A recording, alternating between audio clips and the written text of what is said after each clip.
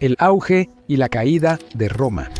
Roma no solo fue uno de los imperios más grandes de la historia, fue el imperio que sentó las bases del mundo moderno. En su apogeo, gobernó vastos territorios desde Gran Bretaña hasta el Medio Oriente, pero su influencia no se extinguió con su caída. Desde la arquitectura y la ingeniería hasta el derecho, la política, el idioma e incluso el calendario que usamos hoy en día, el legado de Roma sigue con nosotros, entrelazado en la vida cotidiana de maneras que a menudo ni siquiera notamos.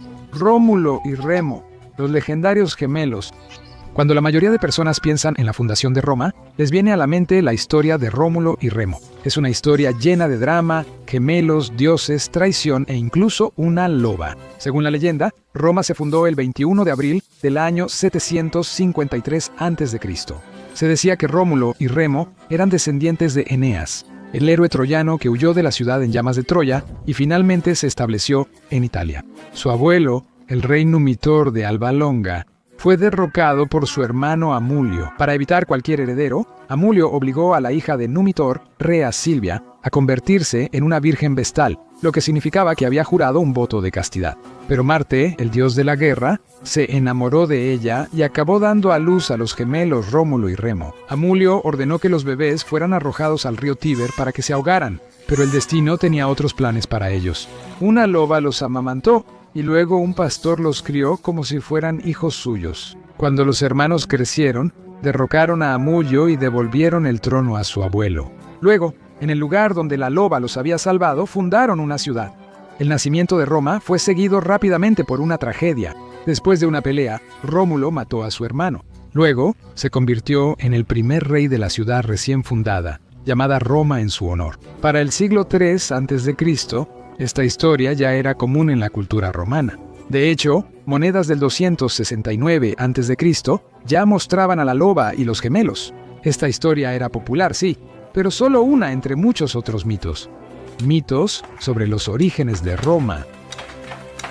Las fuentes antiguas cuentan al menos 60 historias diferentes sobre cómo se fundó Roma. Por ejemplo, una leyenda atribuye el crédito a Roma, quien huyó de Troya con Eneas. Ella decidió que el sitio de Roma era el lugar perfecto para establecerse, y para asegurarse de que nadie se fuera, quemó los barcos. Otra versión vincula a Roma con el héroe griego Odiseo, afirmando que la ciudad fue fundada por Romas, hijo de Odiseo, y la hechicera Circe, quienes vivían en una isla frente a la costa italiana. Por supuesto, estos mitos no son precisos en términos históricos, pero eso no les quita todo el valor. Revelan que los romanos se consideraban un pueblo abierto a forasteros y a influencias diversas. A diferencia de los griegos, que destacaban la continuidad de su origen, los romanos tenían un punto de vista diferente. Piensa en los atenienses, por ejemplo. Ellos creían que sus antepasados surgieron literalmente de la propia tierra. Los romanos, por su parte, consideraban su ciudad un lugar acogedor donde todos, incluso los criminales, podían integrarse en la comunidad. Esta apertura hacia los forasteros fue un factor clave en el eventual ascenso al poder de Roma. Por eso la tradición romana admite que la mayoría de los reyes de Roma tenían un origen extranjero. Otro mito famoso sobre la Roma antigua dice que la ciudad comenzó siendo una comunidad romano-sabina. Como Rómulo solo tenía hombres como compañeros, para asegurar el crecimiento de su ciudad, los primeros romanos necesitaban esposas. Idearon un plan audaz. Invitaron a los sabinos a un festival y luego secuestraron a las mujeres sabinas. Este acto causó una guerra entre romanos y sabinos, pero las mujeres sabinas intervinieron para detenerla, poniéndose entre sus padres sabinos y sus esposos romanos para suplicar por la paz. Su valentía unió a los dos grupos y con el tiempo, los sabinos y los romanos se unieron y la ciudad se fortaleció como una comunidad combinada. Rómulo incluso gobernó junto al rey sabino, Tito Tasio, durante un tiempo, hasta que Tasio fue asesinado misteriosamente. ¿Qué nos dice la arqueología? Las leyendas hacen ver la fundación de Roma como algo repentino, pero la arqueología muestra una realidad distinta. El nacimiento de Roma fue un proceso lento que abarcó siglos. Los primeros asentamientos cerca del foro datan de alrededor del año 1000 a.C., siendo en su mayoría tumbas de cremación. Luego surgieron pequeños pueblos en la colina Palatina, una de las 7 famosas colinas de Roma, donde se encontraron chozas y fortificaciones de mediados del siglo VIII a.C. Esto coincide más o menos con la fecha tradicional de fundación en 753 a.C. Los romanos conservaban una choza en la colina palatina atribuida a Rómulo, una atracción turística en aquella época. Cabe señalar que la datación de este hallazgo es incierta y que Roma podría ser incluso más antigua. Con el paso del tiempo, los asentamientos en las colinas se unieron en una sola ciudad. Roma creció gracias a su ubicación sobre el Tíber y su cercanía a rutas comerciales como la Vía Salaria y la Ruta de la Sal. En el siglo VII a.C. ya había claros signos de urbanización. Calles planificadas, edificios monumentales y espacios públicos como el Senado, la Curia Hostilia y el Comitium, donde se realizaban elecciones en la época de la República. En el siglo VI a.C., Roma ya era una ciudad lista para competir con otras ciudades-estado de la región. Los 7 reyes de Roma, mito y realidad.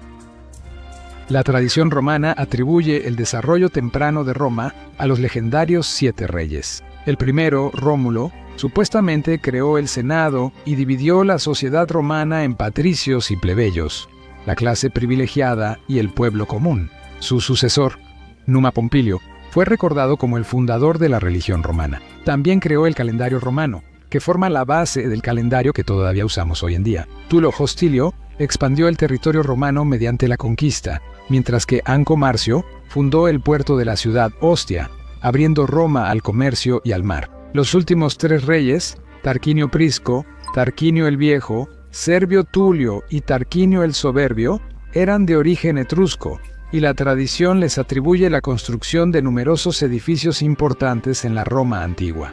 Sin embargo, los historiadores piensan que los 7 reyes, sobre todo los primeros 4, no existieron realmente, sino que simbolizan etapas en el desarrollo de Roma.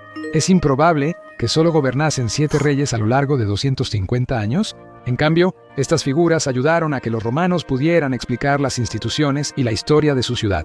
Los nombres a menudo tienen significados simbólicos. Por ejemplo, Numa se relaciona con Numen, un espíritu divino, lo cual es apropiado para un rey recordado por sus reformas religiosas. Los 3 últimos reyes se acercan más a la realidad. La arqueología confirma algunos logros, como la construcción del templo de Júpiter Óptimo Máximo en el siglo VI a.C. Esto no significa que todas las leyendas sobre estos reyes sean precisas. La tradición afirma que Servio Tulio fue quien organizó el primer censo y dividió a los ciudadanos en 5 clases según su riqueza. Estas clases se dividieron en centurias, unidades que hacían que el ejército fuera más leal al Estado que a las élites locales, ya que los soldados provenían de toda Roma. Esta división también tuvo consecuencias políticas. La primera clase tenía 80 de las 193 centurias, lo que significaba que los más ricos tenían la mayor influencia en la nueva asamblea, llamada la Asamblea Centuriada, en la que cada centuria tenía un voto. Los historiadores actuales creen que las reformas no las hizo una sola persona, sino que se desarrollaron con el tiempo. Pero a los romanos les gustaba decir que eran más antiguas para darles más importancia. ¿Conquistaron Roma los etruscos? El hecho de que los últimos reyes romanos fueran etruscos genera una pregunta importante.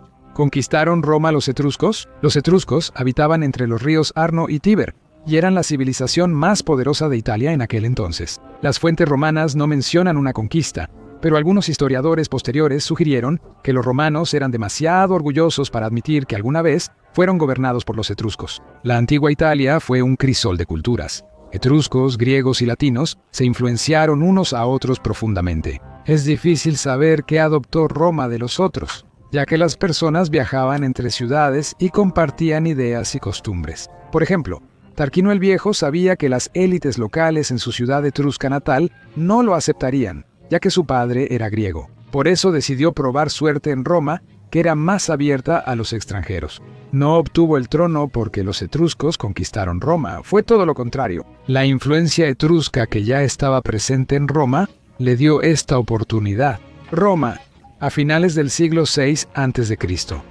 Para finales del siglo VI a.C., Roma había pasado de ser un grupo de aldeas a una ciudad-estado unificada. Con unos 35.000 habitantes, era la mayor ciudad del Lacio y rivalizaba con muchas de las ciudades etruscas. Aún así, Roma no era tan poderosa como las principales colonias griegas que había en la península itálica. Aunque los reyes sentaron las bases del dominio futuro, el verdadero auge de la ciudad llegó más tarde con la República Romana.